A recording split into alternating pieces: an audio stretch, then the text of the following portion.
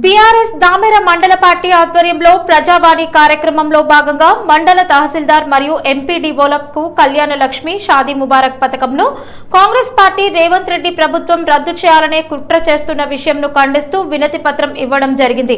ఈ సందర్భంగా బీఆర్ఎస్ మండల పార్టీ అధ్యక్షులు గుండు రామకృష్ణ మాట్లాడుతూ పేదింటి ఆడబిడ్డల పెళ్లిళ్లు చేయాలని ఒక గొప్ప సంకల్పంతో దేశంలోనే ఏ ముఖ్యమంత్రి ఆలోచించని విధంగా తెలంగాణ తొలి ముఖ్యమంత్రి కేసీఆర్ ఈ పథకం ప్రవేశపెట్టారు। ఈ పథకం ద్వారా ఎంతో మంది పేదింటి ఆడబిడ్డల పెళ్లిళ్లు జరిగాయి। కేసీఆర్ ఆనవాళ్లు లేకుండా చేస్తానని పదే పదే చెబుతున్న ముఖ్యమంత్రి రేవంత్ రెడ్డి కళ్యాణ లక్ష్మి షాదీ ముబారక్ పథకంపై కుట్ర పన్ని కోట్లను అడ్డుపెట్టుకుని ప్రభుత్వం తరపున కోర్టులో కౌంటర్ వేయకుండా కుట్ర చేస్తున్నారు। అంతేకాదు ఎన్నికల ముందు కళ్యాణ లక్ష్మి షాదీ ముబారక్ పథకంలో ₹1,00,000 తులం బంగారం ఇస్తామని మోసపూరిత హామీలు ఇచ్చి ఇప్పుడు పథకానికి ఎసరు పెట్టాలని చూస్తున్నారు। ఈ పథకం జోలికి వస్తే బీఆర్ఎస్ పార్టీ ఆధ్వర్యంలో తెలంగాణ వ్యాప్తంగా పెద్ద ఎత్తున నిరసన కార్యక్రమాలు చేస్తామని హెచ్చరించారు।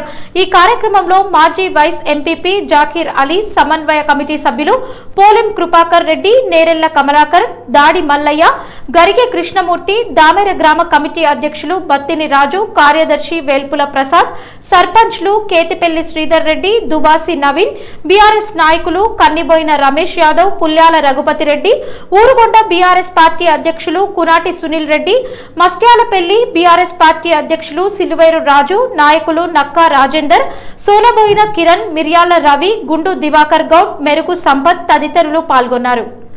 వినతి పత్రంలో ముఖ్య అంశం ఏంటంటే కళ్యాణ లక్ష్మి పథకం అనేది తెలంగాణ తొలి ముఖ్యమంత్రి కేసీఆర్ గారు పేదింటి ఆడబిడ్డల పెళ్లిళ్లు చేయాలన్నటువంటి ఒక సంకల్పంతో భారతదేశంలోనే ఏ ముఖ్యమంత్రి కూడా రాని ఆలోచనను కేసీఆర్ గారు నిర్ణయం తీసుకొని వారు ఆ పథకాన్ని ప్రవేశపెట్టడం జరిగింది। అప్పటి నుంచి ఇప్పటి వరకు ఎన్నో లక్షల మందికి కూడా ఆ పథకం ద్వారా సహాయం జరిగింది। ఈరోజు రేవంత్ రెడ్డి ప్రభుత్వం వాళ్ళ ఎన్నికల మేనిఫెస్టోలో కళ్యాణ లక్ష్మి ₹1,00,000తో పాటు తులం బంగారం ఇస్తానని చెప్పి వారు హామీ ఇవ్వటం జరిగింది। కానీ వారు తులం బంగారాన్ని హామీని నెరవేర్చలేదు।